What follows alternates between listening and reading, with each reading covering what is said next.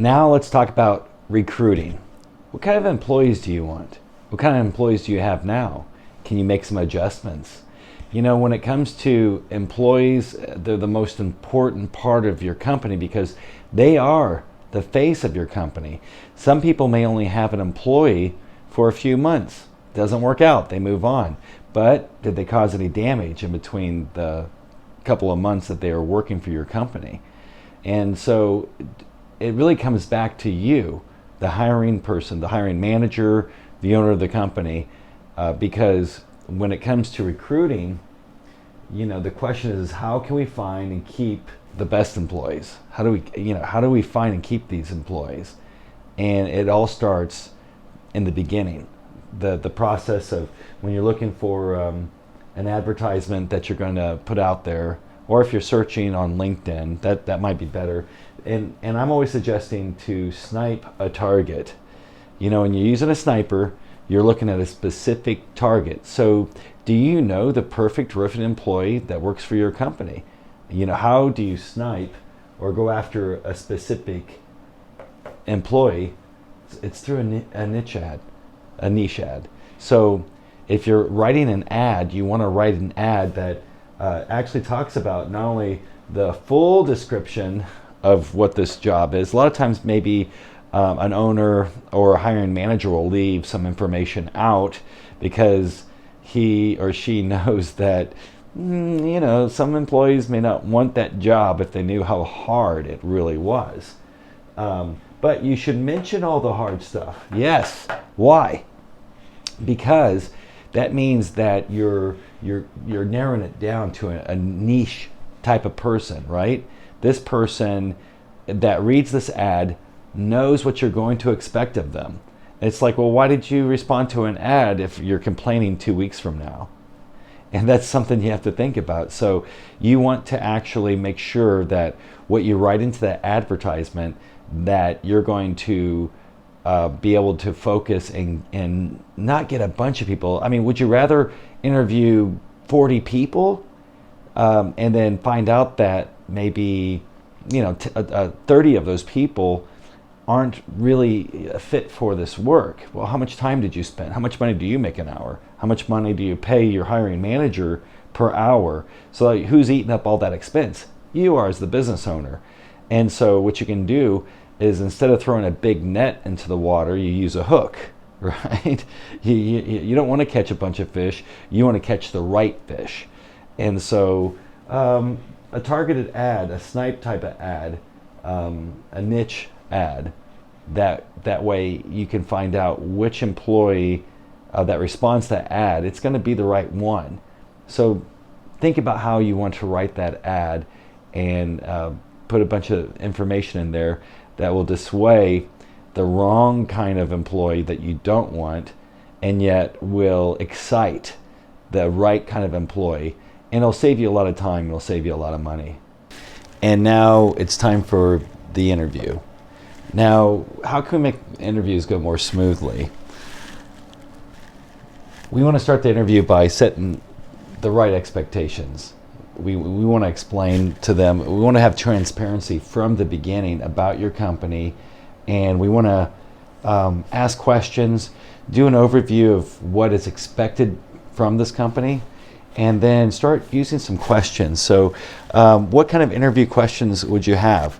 You can come up with several things. When you sit down with a person that says that they have this much of a skill set, you can start asking them questions like, how long does it take you to install a scupper? What types of materials have you worked with? Have you worked with, you know, and let them say it. You don't want to throw anything out there. They'll say, oh, PVC, PDM, torch down, what have you.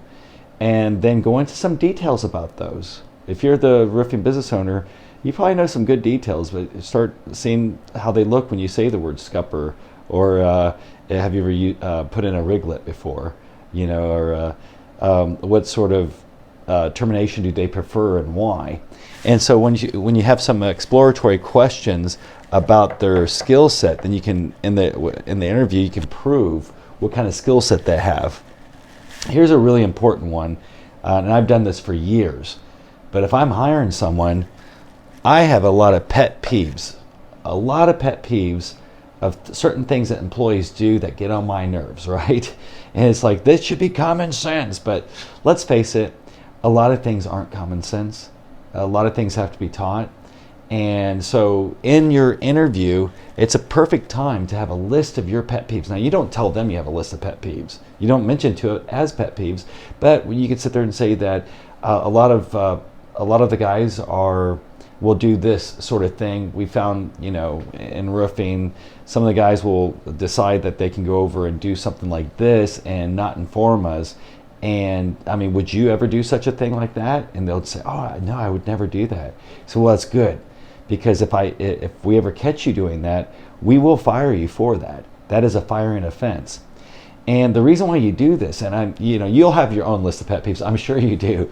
But the reason why you do this is in that initial interview, I tell you, if you can have 20 questions around your pet peeves, and what happens is there's no question. They know that they will be fired if they do such a thing. And so even when they get around other employees, maybe there's another employee that you haven't done this type of interview with, they'll be an influence for good. But they're not going to risk losing their job because of one of these pet peeves that you've had, because you've already discussed that with them. So be sure to explain, the firing offenses and what is unacceptable behavior within this company. But this will save you a lot of time. Remember, it takes thousands of dollars to train an employee. If you actually, there's so many complex issues that come into play, because when you're training someone or your manager's training someone, there's a lot of time distracted from productivity that they would normally be accomplishing, which makes the company money. So every time you hire an employee, there's about a maybe 4-week, 6-week investment of money from you as the business owner into that employee. And so to have a high turnover is a terrible thing. Just like when we're talking about sniping, targeting the right niche employee, that's the best way of doing it, because you have to understand that if that employee, you're not going to really start making the kind of money off of your employee for 6 weeks to 3 months, and then you're going to start seeing the returns. And so this is really important stuff, and start it right from the beginning, and that way they'll know what is expected of you, and there won't be any hiccups along the way. They'll already know. If they come back a week later and say, well, you never told me that, see, they can't say that because you already talked about them, because you already know. But anyways, this is a good way of handling interviews. Oh, and one other thing you might consider too is going online and trying to find a psych test that you can adapt to your company. It's a psychological test, and that way, you have to do some research on this. Get this into your mind, but they have psychological evaluations, and you can just let them take a 80 question test that will help you to determine whether they're even an entrepreneur. So this is kind of a good thing to know. But during the interview, once they pass the interview, then the next step would be to have them take that psychological evaluation. And those tests are very accurate. It's all scientific, and we can know if someone may have a problem towards narcolepsy, or someone may have a problem towards no, I'm just kidding, but whatever their little problems, or they may have certain strengths. So you might be able to know if this is a type A personality. They may be an installer, but you might have a vision for the future for this person as they get trained more, that you might bring them into sales. So, but this is something to consider during the interview process. So now that you found your perfect employee, what sort of training do you have set up when it comes to recruiting? So training is the next one we need to look at here. Now, if you're the owner, do you do the training? If you're hiring for the office, are you having the office personnel conduct the training? Or if you're hiring for production out there in the field, maybe the foreman does that training. There's a lot of companies that will actually do training, so you could write some of your own training manuals that are specific to your employee. As a matter of fact, you should have an employee handbook written with every detail of their job description. I think we've already talked about this before in another video, but make sure that they study that and they understand what you expect. And that means that when you're on vacation somewhere, they already have that book. They can always refer to it. And that goes for the foreman. He has his own book. It's different than the installer's book. Office people's job description book, different than those others. So that's the beginning of the training. Now there's other types of training. You may know that you can send off your employees to a manufacturer. A lot of times that costs money. It's going to definitely cost money for the trip, the hotel, and sometimes these classes can be between $300 to $3,000. Is it worth it? Actually, if you have a well-trained employee, it's very much worth it. But be sure that you also sign some sort of information with them that if they choose to leave the company within so many periods, a specific time, maybe 6 months to a year, if they leave within that before that 6 months is up, or a year, just depends. You have to look at the return on investment for these types of education. But if they leave 6 months before 6 months is up, and you're not going to get your money, return on investment, you paid for that course, then you could easily have them sign an agreement that you will pay for that. You agree that if I send you this training, you will pay for it if you leave the company before this time period. And you just explain it, transparency. You just explain that, look, I mean, I can't just give money away to every employee. If you leave, then I need that money back. But now if you are here and you use the information, and this is going to speed you up, you're going to make me more money.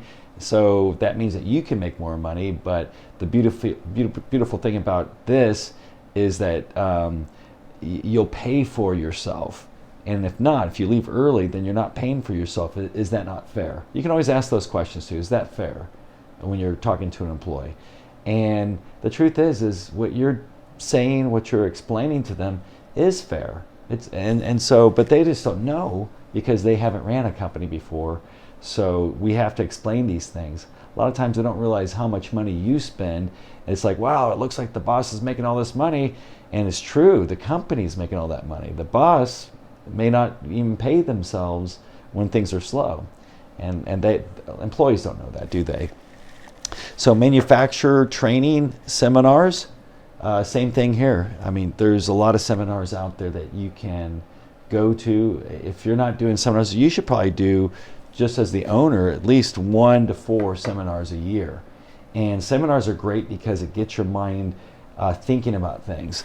And one of the best ones out there is this one here, Roofing Business Builder. You're obviously taking advantage of this, but how about your employees, whether it's a new employee or your other employees? Have you created an account for your employees yet? Because if they have an account, then maybe you can, this is for key personnel. You can choose for yourself who you want to have this information. Look at the specific employees that you have, their skill sets. I always say key personnel. Your key personnel, definitely, you want them to be involved with the Roofing Business Builder program. And that way they can be inspired. They can come up with ideas. Because some of the ideas I'm sharing with you are going to trigger other ideas in your mind. And then it just gets that positive energy going. And then you start visualizing what you see for the future of this company.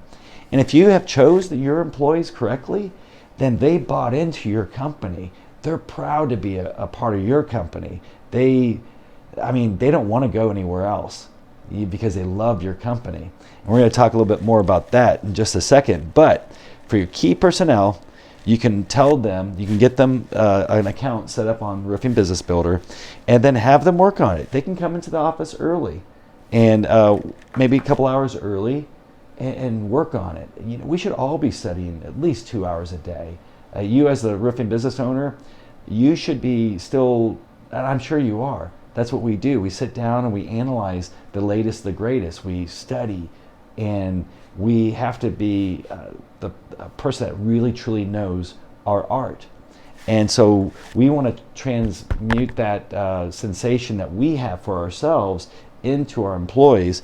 So your key personnel, have them either come into it or ask them. You can give them this option, or they can go home, which that's going to be a lot harder, because you got the kids or what have you. But it doesn't matter. They can do this.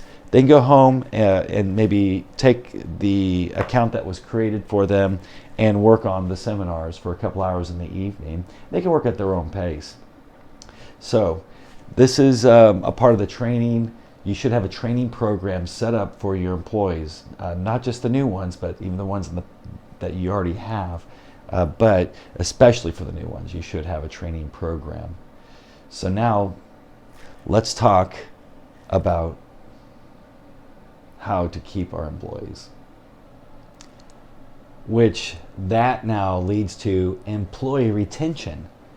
So employee retention is so important because it saves you money. And let's face it, have you ever been with someone for a long time and then someone moves on? It sucks, doesn't it? So how do we not only find amazing employees, but how do we keep them? How do we retain these employees? And so you want to create employee retention systems. So create a reward program, a reward system. Now, your bar setter should be like Google or any of these other tech companies. What are their systems like? Now I'm going to get into more about like how Google and other tech companies do it. But let's hold that thought and move to referral programs. Now, do you have a referral program? And the other question, I know we covered this in marketing, but does every one of your employees have a business card? Remember, they're only like $5 from Vistaprint, and just get them the cheapo, just get them a basic card, but it has your logo, it looks beautiful. And when that happens, that employee feels like they're becoming a part of something bigger than them. So when they have their own cards, they're out, they're talking with their friends, their family, their neighbors. They could be out at a restaurant. I know, I used to work for a chiropractor years ago too as an x-ray tech, and the owner, the doctor, he was always talking to everyone. He'd pass out his card to everyone. But can you imagine though, if you're proud of your company, you pass out your card, how proud will your employees be? And that means even the installers should have their own cards, especially office personnel, and of course sales already do too. But the point is, everyone should have it and then you should have a referral program where they can make some money off of that. It's just a referral fee. It doesn't have to be that much money. In some cases, it might be they referred something that turned out to be a huge job. And in that case, you could even bump it up. Maybe, drop them a thank you reward for like $300 once the job is complete. But once the job is complete, and if it's a small job or what have you, you could literally just give them maybe $35 or who knows. You can come up with your own money scheme here. It depends on when you're watching this, because $5 was a lot of money 30 years ago, but you may have to pay $35 for a referral. But a lot of times companies will give, if you just get a name for someone to go out to, whether it's a family, a friend, a neighbor, they'll give you like $30 maybe, or something like $35. And so this way you're incentivizing, you're getting them excited about the company. They start passing out cards, and then you're getting extra leads. And who do people want to buy from? They want to buy from someone they know.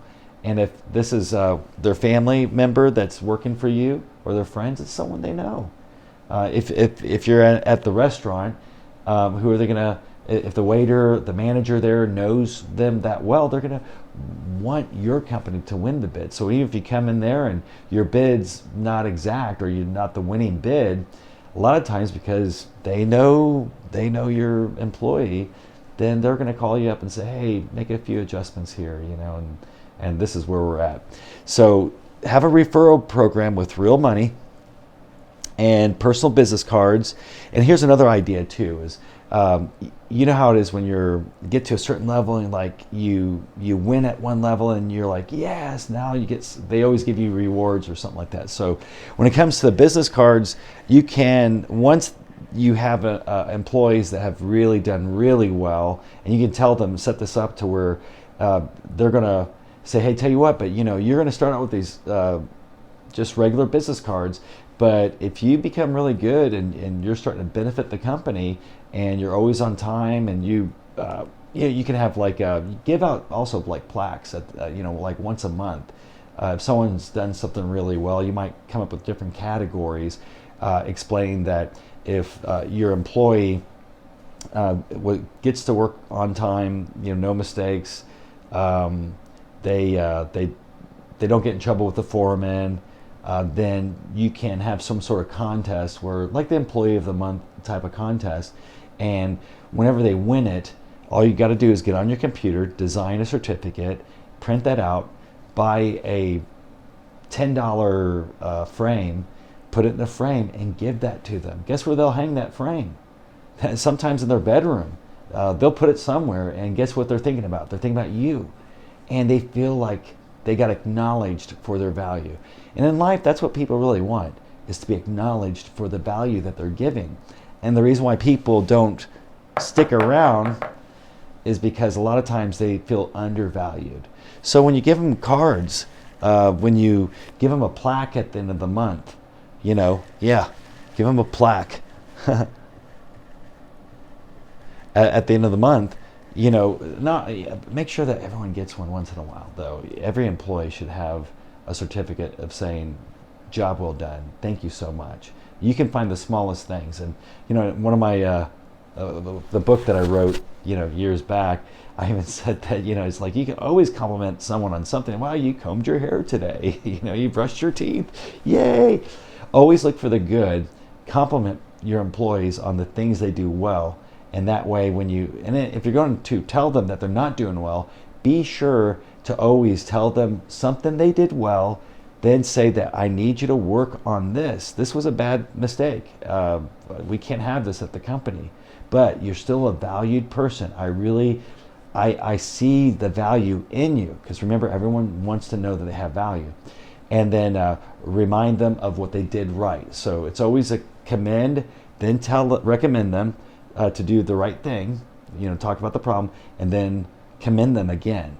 And what you'll find is they won't get so angry or like, you don't know me, I've been doing so much for you. And it's like, yes, you have. I just told you that. I really appreciate that you're doing so well. You're really getting quick at doing pipe flashings or whatever, however, you're not picking up the trash around the roof, and that's blowing off, and one of our customers got upset. Well, that customer is a close friend of mine because I've been working that customer for so long, and you know what, if he doesn't believe in us, we could lose hundreds of thousands or millions of dollars a year just because you won't pick up the trash.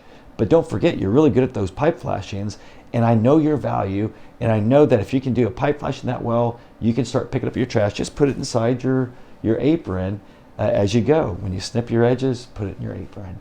And anyways, but that's a way that you can help them to grow and maintain your employee retention. Now, what are some other things that you could do? Oh, this is the best. Movie tickets. Years ago, I would give away movie tickets every month, sometimes bi-monthly, just depending on the situation. But you can get movie tickets at discounted prices depending on where you are in the country. I know AMC has programs where you can get the ticket. It's like the evening movie, which is more expensive than the matinee, but they give you it for close to what the matinee price is. So it's like half price. I used to buy them through one of my banks. They would have those programs. You should also go online. It's not written here, but go online and see if you can find some sort of reward system. And I know that, like, I worked for FedEx years ago, and FedEx had these where I could fly at 90% off of any ticket. I could fly to Europe at 90% off the ticket price. There are programs out there that you can sign up for and have discount on food, restaurants. You can get memberships for different things. Like you might be even able to upgrade your hotel status because your company is a part of this. Now, when you have packages like that, your employees are going to stick around. There's no way they're going to be poached by another roofer that says, I'll pay you another $1 an hour. They won't poach you. Now, speaking about paying an extra $1 an hour, That's what I did with my roofing business. When I hired people, I would tell them that I would guarantee, and this is like over 18 years ago, because we sold that business and then we went into the repping agencies. But what we would do is I would hire them back then at $8 an hour, but if they worked really hard, I would assess them between $8 and $12 an hour. The assessment would be done by the foreman. If the employee pulled their weight really well, then the foreman would say, "Oh no, they got the skills. They're going to be able to make a lot more money for us." And that's what we have to tell the employee too, that if you make a lot of money for us, we can pay you a lot. But if you don't have the skill set, then sometimes I'm losing money just having you on the roof. So you have to explain these things, be transparent. But what I would do is give them an extra weekly bonus.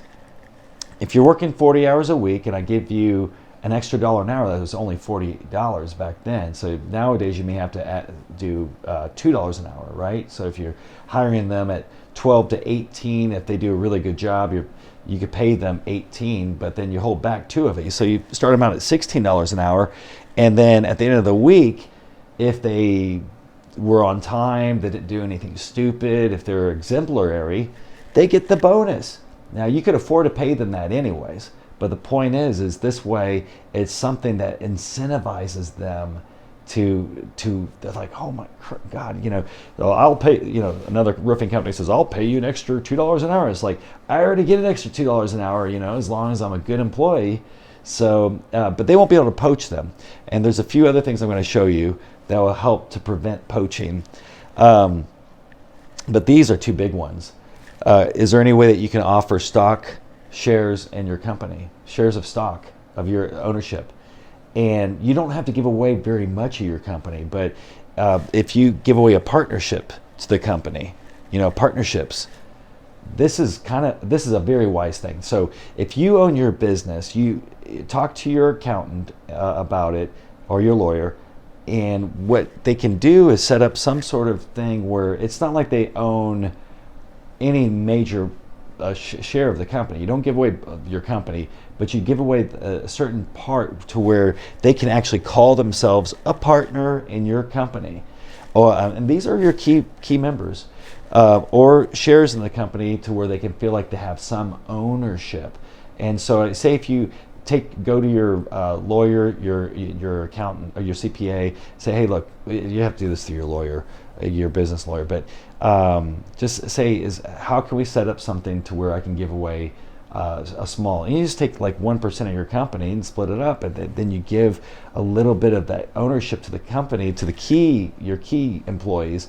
And what happens is, oh my goodness, they really are working hard. Because if you own a company, you feel like you're a part owner, and you don't have to do the 1%. You can give them a lot more. I mean, you could just choose. But the point is, you can. If someone feels like they're taking ownership in a company, they'll work harder, longer, and they're going to stay around. You'll keep them, especially if they're an entrepreneur type, because if you do hire an entrepreneur and if they're a true entrepreneur, they're going to leave you eventually, unless you show them the wisdom of a structure that you already built. This is a framework, to build the office staff and the sales team, the marketing, to do proper installations. It takes time to build a structure like that. So if you incentivize them to say, hey, look, I can give you a partnership, and that way you can feel like you're a part. I want you to feel like one of the owners. It doesn't mean that you're going to have the final say, because I'm going to always hold the majority of the ownership. But I tell you what, I'll listen to your input. And if you stick around, you have a framework where you don't have to build all that. And the thing is, I mean, you may make it, you may not. But that way, if you offer a partnership, in a sense, it's not a true partnership, but you have to talk to your lawyer about that. But the point is that you can help those employees that are entrepreneurs stick around and help you continue to build that company. And then when they're ready to go, they can go. But at least they'll feel that satisfaction, that fulfillment, that they have ownership in your company. And it's just some food for thought. Now we're going to move on and talk about some other ways that we can retain our employees. So there's other ways that we can maintain or retain our employee base by doing things that reach their hearts and make them feel like they're a part of something bigger than them. I've seen a lot of roofing companies even do this. They get all of their employees involved in charities or a specific charity. You might even mention it to the group that, hey, we're going to start saving some money back so we can donate towards the kids in this situation. Maybe in your hometown there's some sort of charity that actually is a good charity that helps the community. And my wife and I every year have been doing Rebuild Together during the NRC, the International IRE, the International Roofing Conference. We would always volunteer, and it was so amazing because we were working with veterans, and this one man in New Orleans was in his 80s, and he pulls out a picture and shows me a picture of his wife when he fought in his fighter jet during the war. I presume it was the Vietnam War, because he's in his 80s. And he says, oh, there she is. I had this right up here when I was flying. And that's the same picture he had back in the 60s. It was incredible. But you'll have great experiences. But here's the thing is, if I can have that experience, my wife can have that experience, or you can have that experience, that means that you could help through your company get involved in a charity that maybe reaches the hearts of most of your employees. You got to put it out for a vote maybe. But if they feel like they're heavily involved in a charity and they have those kind of experiences, they're attached to your business. They feel like this is the most amazing company. I'm not going to go anywhere else. So this is a big one that you might think about. What kind of a charity you can get involved in, and this is really important. But here's the most important thing: is as we're growing. When we start out, you may have a small office. I had a couple of customers, and every time I saw them, every 6 months, it seemed like they moved into a bigger office, and their businesses kept growing and growing. And so that's going to be the case with you. And so as you're growing, your workplace, this workplace here, very important. That's your environment that helps them thrive. So the workplace environment, you have to create an environment that, what kind of school did you go to? I remember when I was in elementary school, I was in like a block building. I love my elementary school, and I appreciate it so much. But I did a summer school program, and it was at a brand new school, and it was like modern and just amazing. I felt smarter being at that school, So here's the thing: depending on your budget, what have you, work on making sure that your office is an environment that helps them thrive. You want special things there.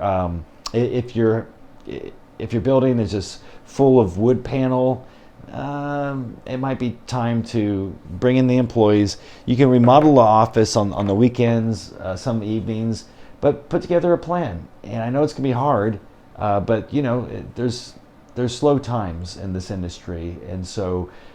Can you imagine though if you're an employee and the owner says, hey, I want this place to be a nice place for you guys. I want you guys to feel like you're proud to come in to work here. And I was wondering if you'd help us to remodel it. Well, then even 2 years later, you know how roofers are. They drive by, they say, see that roof there, honey? So I helped put that roof on. Well, imagine 2 years later, like, yeah, I painted that and I helped to do that and I rebuilt that over there. They feel like they're etched into time and space through your building. They're attached to you. And again, we're talking about employee retention.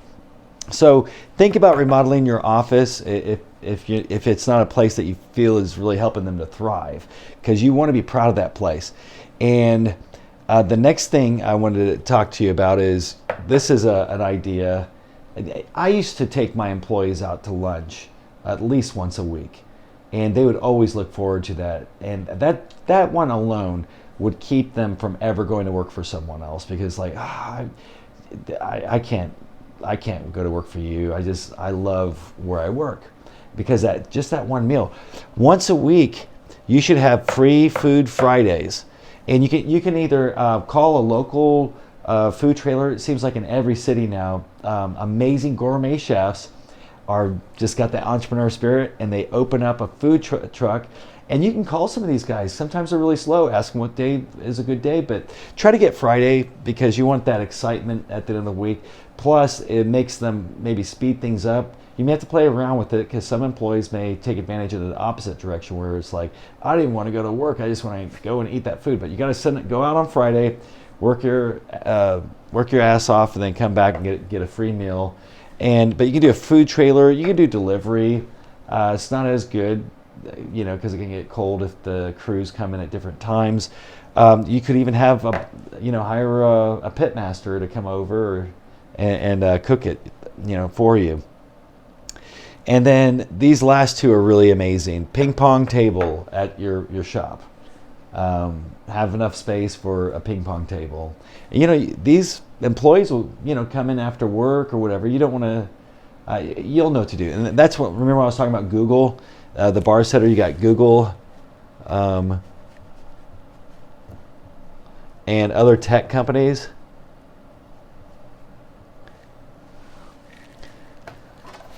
Google, if you walk in their office, they have games, they have all kinds of stuff going on. How can they do that? It's because they're rich, right? No, it's not necessarily. I mean, it's just setting aside some money. And especially you are rich. You're in the roofing industry. You're going to be doing, if you're not doing $1 million a year, you're going to be doing $2 million, $10 million a year. And the thing is it's not that much money to do a ping pong table. You go to, I don't know, Costco or something and buy a ping pong table for $500. That's nothing. It's peanuts. But the value that it will give to your employees, that they, oh man, when they're talking to people outside at the restaurant or whatever, they're saying, oh, I just love it. We have a ping pong table. And then you have the other guy that is being approached by another roofing company saying, well, why don't you come to work for me? And it's like, I'm the ping pong champion. And so I'm not going to leave, you know what I'm saying? So this is an idea. If you don't have room for a ping pong table, can you throw up a basketball goal? This is not going to be, ping pong, just you're inside, it's not raining. But that's an idea.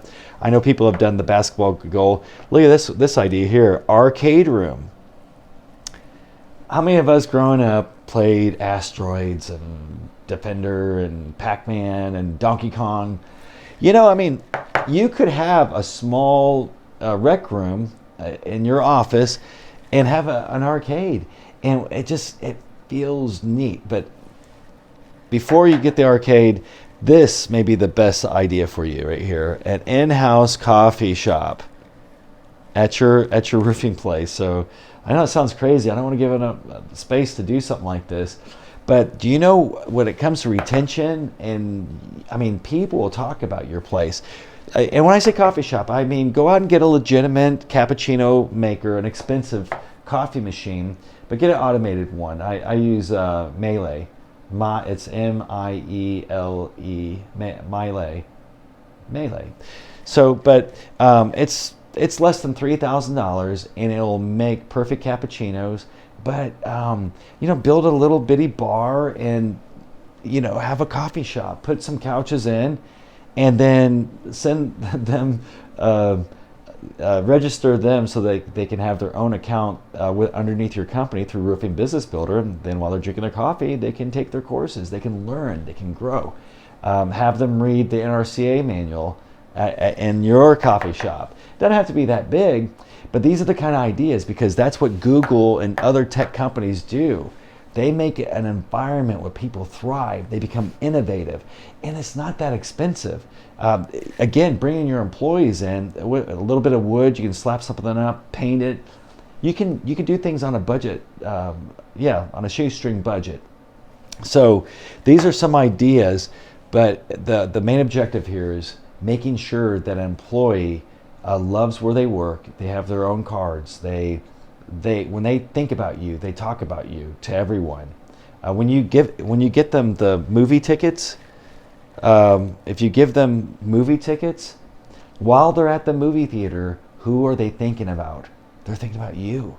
If you give them tickets once a month, or gift cards once a month to go down to Lone Star, or not Lone Star, but like the local steakhouse, or the chain. When they go in there and they're sitting down there with their family and they're eating dinner, who are they thinking about? They're thinking about your company. And isn't that what you want? You want your employees to be thinking about your company. You want your employees to feel like they're a part of your company, that they have ownership in your company. And because of this, they're always thinking about you. They're thinking about how to improve and help the business to grow. And this is really important if you're wanting to move up into the multi-millions. When you're just starting out, you have to use subs.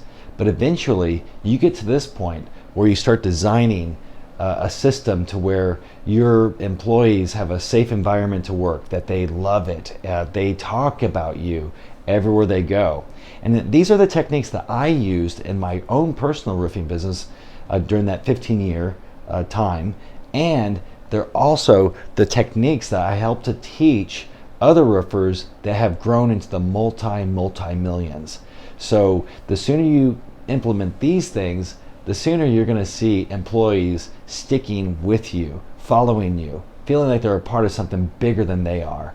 And this is really important because, when you're starting out a roofing business, you have to use subs.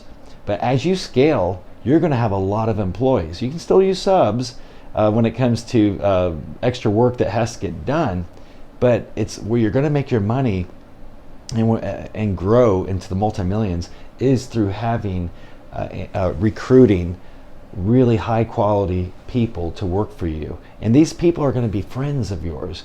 And so help them to feel that they have ownership in your company. By following these processes, they helped me, they've helped others, they're going to help you. So continue to use these. You don't have to use the exact same ideas, but may these ideas inspire you to come up with even greater ideas that are specific to your company. And that way it really sets your company apart from any other roofing company. And that way the employee always wants to work for you and not for someone else. By doing this, you'll not only recruit the very best employees, but you're also going to retain those employees.